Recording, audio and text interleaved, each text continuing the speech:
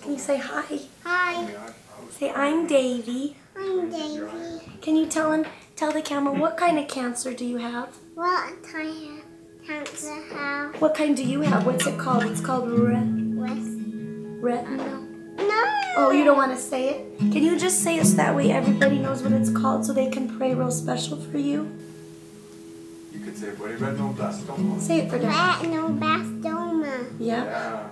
And can you tell everybody, thank you for, look right at the camera. Say thank you for praying. Thank you for paying. Oh, can you tell everybody I love you? I love you. Can you blow a kiss? You're so cute. Where are we going to go in a couple days? On an airplane to where? To New York. Very good, to New York. And who are you going to go see? The doctor. That's right. And are you going to get, what's that word when they put that thing over? It's called Retinoblastoma.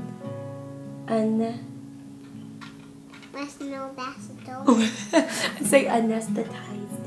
Anesthetized. And what do you like to eat when you wake up? I want oatmeal. Oatmeal this time. I'll make some for you. And you see all those nurses and doctors, huh? Which eye do they work on? Do you know?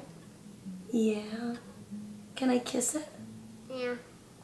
Don't get my apartment out. Okay.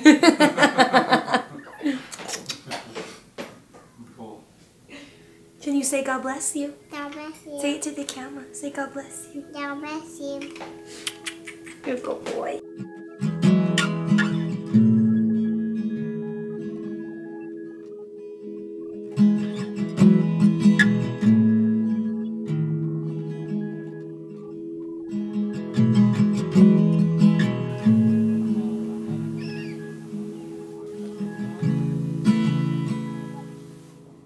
Go first. I'm Tim. This is Melissa McMath. I'm from Albuquerque, mostly. I'm from Pueblo, fully. Tim was a forest thinner and a terrain park manager at the Angel Fire Ski Resort and built jumps, and we had a cool life. And then he wanted to go back to college, so we moved to Albuquerque. And then right away, when he didn't have a job, I got pregnant with Naomi. And then we lived there. We had Naomi, and then shortly after we had her, I kind of had health problems, and we decided to move back here to Pueblo to be closer to my family. And so then we moved back here to Pueblo, and Tim got a job at the steel mill. Then we had David in 2012, and so he's 2.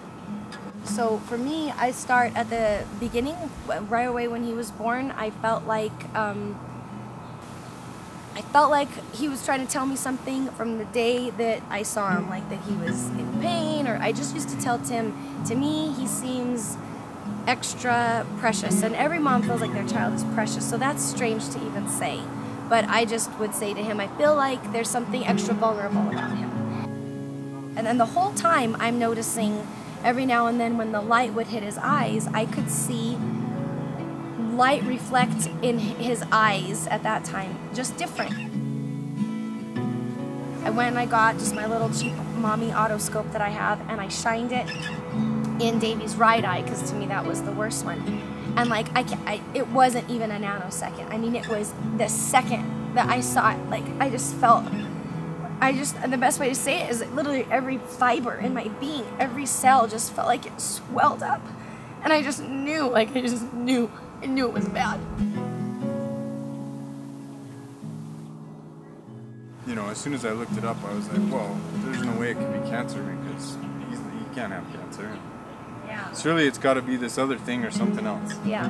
Even though it was like 99% of kids that have this reflection have cancer. No, there's no way he has it. I remember a few days before that, kind of accepting it and having trouble at work, keeping my composure, and Focus. I was pretty shook up. But definitely after the confirmation appointment in Springs, it was, I remember I just picked him up and walked out. It was really surreal. people say that they just wish it was them, I mean, that's like an understatement. It's just crazy. Just knowing that like it hurts him, and like immediately in Denver at the oncologist, when he said what it was, I was like, take his eye out, take it out. When he said, no, I think that he's got enough vision that he'd be good for this treatment. And then of course I'm like, there's no time to even discuss like alternative treatments. I mean, they're like, he's like, no, you got to get on a plane and go to New York. Yeah, when we City. showed up in Denver, they pretty much handed us a packet and said, you know, in hindsight, they said, this is your information, you got to get to New York. Before they even looked at him, they knew. I remember the doctor in Denver saying, this is going to be the hardest thing you've ever gone through. And I was like, that sucks. I don't want to go through it.